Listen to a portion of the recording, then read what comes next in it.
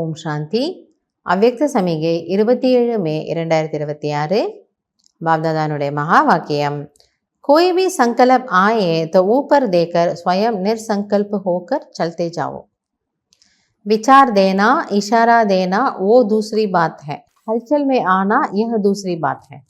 பாபா சொல்றாரு, உங்கள் மனதில் ஏதாவது ஒரு சங்கல்பம் இல்லை ஒரு பயம் ஏதோ ஒன்று உங்களுக்கு அது கொஞ்சம் வசதியாக கம்ஃபர்டபுளாக இல்லை அப்படின்னா அதை மேலே பாபாவிடம் கொடுத்து விட்டு நீங்கள் நிர்சங்கல்பம் ஆகிடுங்க.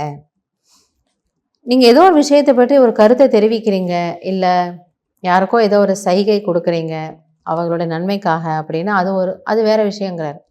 பட் அதை பற்றி நம்ம டூ மச்சாக திங்க் பண்ணி அதை யோசிச்சு இப்படியா அப்படியா இப்படி ஆகிடுமோ அப்படி ஆகிடுமோ இந்த மாதிரி குழப்பத்தில் வருவது தேவையில்லை.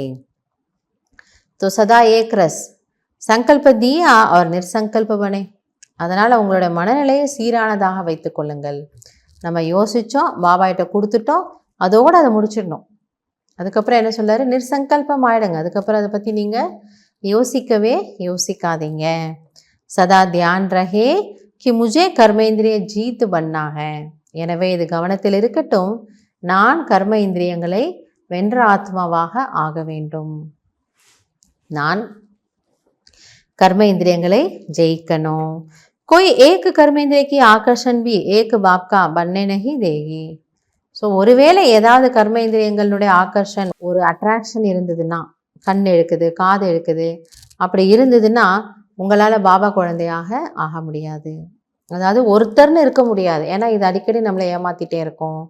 ஏக்ரஸ் ஸ்திதி மெஸ்தித்து ஹோனே நகி தேகி. ஆக உங்களால் அந்த ஏக்ரஸ் ஒரு சீரான மனநிலையில் இருக்க முடியாது. எனவே பாபா சொல்கிறாரு, கர்ம இந்திரிய ஜீத் ஆகுங்க. அதே போல் மனதில் ஏதாவது சங்கல்பங்கள் குழப்பங்கள் இருந்ததுன்னா அதை பாபா கிட்டே கொடுத்துட்டு நீங்கள் என்ன ஆகிடுங்க, ஃப்ரீ ஆகிடுங்க, நிர்சங்கல்பம் ஆகிடுங்க. எந்த ஒரு சுமை ஒரு பாரமோ நம்ம என்ன பண்ண வேண்டாம், எடுத்துக்க வேண்டாம். நல்லது. ஓம் சாந்தி.